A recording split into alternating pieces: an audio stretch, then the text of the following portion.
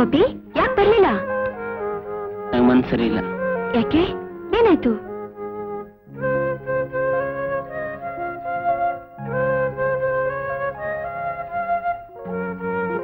ಯಾವುದೋ ಒಂದು ಅಮೂಲ್ಯವಾದ ವಸ್ತುವನ್ನು ಕಳ್ಕೊಂಡಿದ್ದೆ, ಅದೀಗ ಸಿಕ್ತು.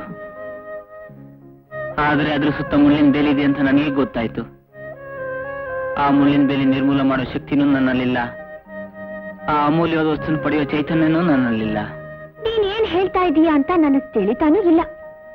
ಬಾ ಹೋಗೋಣ.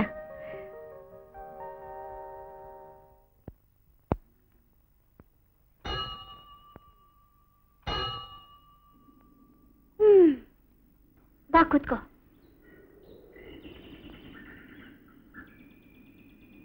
ಗೋಪಿ, ಈ ದೇವಸ್ಥಾನ ಎಷ್ಟು ಚೆನ್ನಾಗಿದೆ ಅಲ್ಲ? ಏನ್ ಯೋಚನೆ ಮಾಡ್ತಿದ್ಯಾ? ಏನೂ ಇಲ್ಲ. ಫೋಟೋದಲ್ಲಿರೋದು ಯಾರು ಗೊತ್ತಾ? ಯಾರ್ದಿದ್ ಫೋಟೋ? ಇದು ನಮ್ಮ ತಾಯಿ, ಇದು ನಾನು, ಇದು ನಮ್ಮ ತಂದೆ, ಇದು ಯಾರಿದು?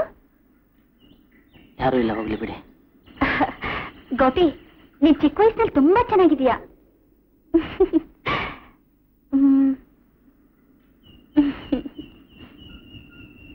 ಏ ಗೋಪಿ, ಗೋಪಿ, ಅಯ್ಯೋ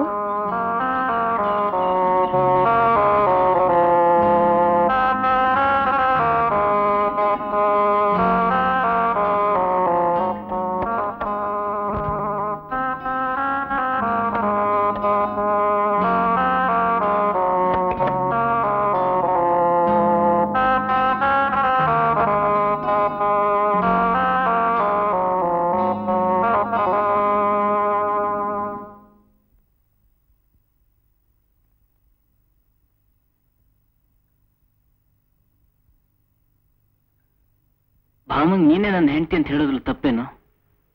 ಹೇಳಿ ನೋಡ್ಲಾ. ನೀನಿರೋ ಸ್ಥಿತಿಗೆ ರತಿ ಅಂತ ಹೇಳ್ಬೇಕೇನೋ? ಸ್ಥಿತಿಗೆ ಏನಾಯ್ತು? ನಿನ್ ಮುಖ ನೋಡ್ಕೊಂಡಿದ್ಯೇನೋ? ನೋಡ್ಕೊಂಡಿದ್ದೀನಲ್ಲ. ನೋಡೋದು. ಇನ್ನೊಂದ್ ಸಾರಿ ಅವಳನ್ನ ಹೆಂಡತಿ ಅಂದ್ಯೋ ಹುಷಾರ್.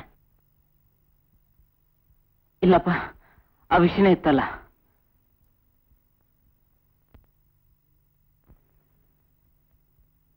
ಇವಳೆ ನನ್ನ ಮಗಳು. ತುಂಬಾ ಚೆನ್ನಾಗಿ ಸಾಕಿದ್ದೀನಿ. ತಾವು ದೊಡ್ಡ ಮನಸ್ಸು ಮಾಡಿ ನಮ್ಮನೆಗೆ ಬಂದಿದ್ದು ತುಂಬಾ ಸಂತೋಷ ವಿಶ್ವನಾಥ್ ಅವರೇ. ನೀನು ಹೋಗಮ್ಮ ಒಳಗೆ. ನಮ್ಮ ಹುಡುಗ ರವಿ ಯಾವ ಹುಡುಗಿನೂ ಒಪ್ಪದೇ ಇದ್ದವನು ನಿಮ್ಮ ಹುಡುಗಿನ ಒಪ್ಪಿದ್ದಾನೆ. ಯಾವ ಋಣ ಸಂಬಂಧ ಏನೋ? ಹತ್ತಿರದ ಮುಹೂರ್ತ ನೋಡಿ ನಿಮ್ಗೆ ತಿಳಿಸ್ತೀನಿ. ಅಲ್ಲಿವರೆಗೂ ರವಿ ಇಲ್ಲೇ ಇರಲಿ.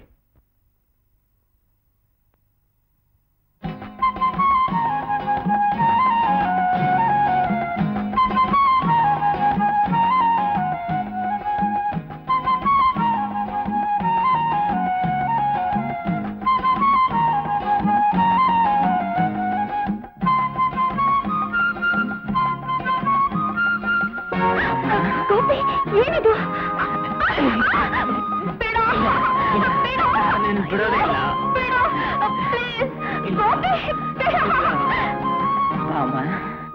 ನಾನು ಯಾರು ಅಂತ ಗೊತ್ತಾ? ನಾನು ಯಾರು ಅಂತ ಗೊತ್ತಾದ್ರೆ ನೀನು ತುಂಬಾ ಸಂತೋಷ ಪಡ್ತೀಯ. ಯಾರು? ಹೇಳ್ತೀನಿ. ಈಗ ಹೇಳೋ ಕಾಲ ಬಂದಿದೆ. ಹೌದು, ನಾನೇ ನಿನ್ ಗಂಡ. ಏನು? ನೀನ್ ನನ್ ಗಂಡನಾ?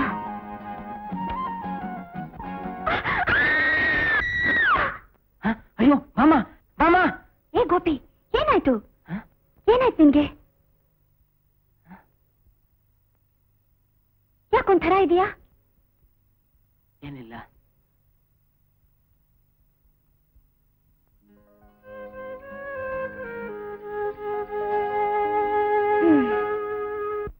ಏನೇ ರೇವತಿ, ಏನ್ ಮಾಡ್ತಾ ಇದೀಯಾ? ಭಾಮನ್ನ ಆ ಹುಡುಗನಿಗೆ ಕೊಡೋದಾ? ಅಮ್ಮ, ಬಂದಿರೋದು ಯಾರು ಅನ್ಕೊಂಡಿದ್ದೀರಾ? ದೊಡ್ಡ ಮನುಷ್ಯರು. ಈ ಸಂಬಂಧ ಬೆಳೆಸ್ಬೇಕಾದ್ರೆ ನಮ್ಮ ಯಜಮಾನ್ ಎಷ್ಟು ಕಷ್ಟಪಟ್ಟಿದ್ದಾರೆ ಅಂತ ಗೊತ್ತಾ? ಅವನಿಗೆ ಬುದ್ಧಿ ಇಲ್ಲ ಅಂದ್ರೆ ನಿನಗೆ ಬುದ್ಧಿ ಬೇಡವಾ? ಅಮ್ಮ, ಈ ವಿಷಯ ಅವ್ರ ಕಿವಿ ಬಿದ್ರೆ ಅವ್ರು ಸುಮ್ಮನಿರುವುದಿಲ್ಲ. ಎಲ್ಲ ಮರ್ತ್ ಬಿಟ್ರೆ ಒಳ್ಳೇದು. ರೇವತಿ, ನಾವು ಮರಿಬಹುದು, ಆದ್ರೆ ಸತ್ತು ಸ್ವರ್ಗದಲ್ಲಿರೋ ಪಾರ್ವತಿ ಆತ್ಮ ಖಂಡಿತ ನಿನ್ನ ಕ್ಷಮಿಸಲ್ಲ. ಅಮ್ಮ, ಮೊದ್ಲೇ ನನ್ ಗಂಡ ಕೋಪಿಷ್ಟ. ಅವರೇ ಈ ಸಂಬಂಧ ಒಪ್ಕೊಂಡ್ ಬಂದಿರ್ಬೇಕಾದ್ರೆ ನನ್ನನ್ನು ಏನ್ ಮಾಡ್ಬೇಕು ಅಂತ ನಿನಗೂ ನಿನ್ ಗಂಡನ್ಗೂ ಇಂಥ ದುರ್ಬುದ್ಧಿ ಇದ್ರೆ ಖಂಡಿತ ಉದ್ಧಾರವಾಗಲ್ಲ.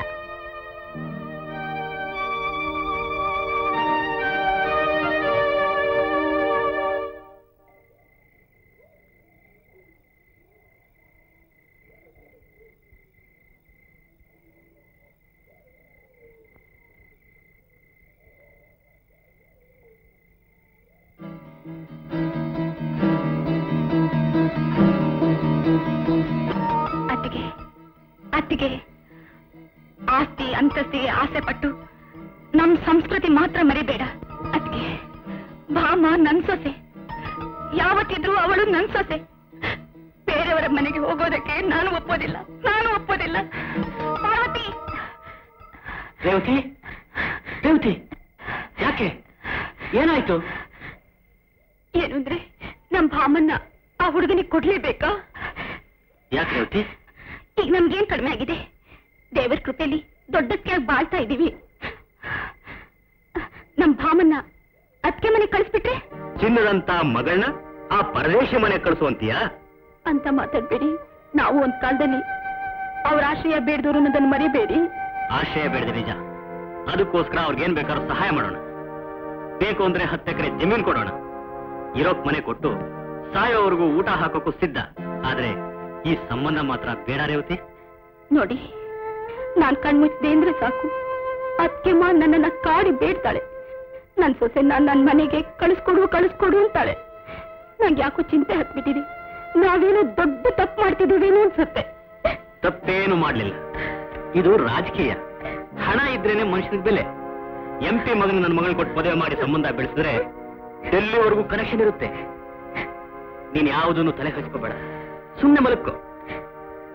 ನನಗ್ ಗೊತ್ತು ಯಾವಾಗ ಏನೇನು ಮಾಡ್ಬೇಕು ಅಂತ. ಇದೇ ರಾಜಕೀಯ.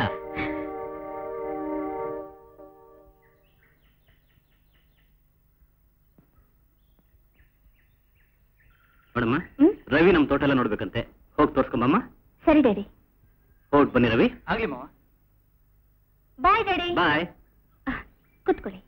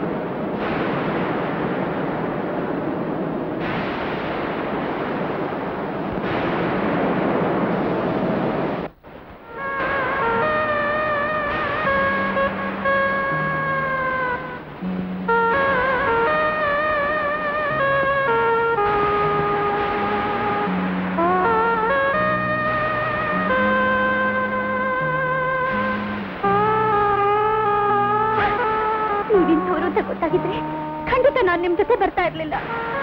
ಬಾಮ, ಪ್ಲೀಸ್ ಕಾಲನ ವ್ಯರ್ಥ ಮಾಡ್ಬೇಡ. ಬೇಡಿ ಬೇಡಿ. ಈ ಚಳಿ ಗಾಳಿ ಹಿತವಾದ ವಾತಾವರಣ ನಮ್ಮಪ್ಪಿಗೆ ಬಯಸ್ತಾ ಇದೆ. ಬಾ.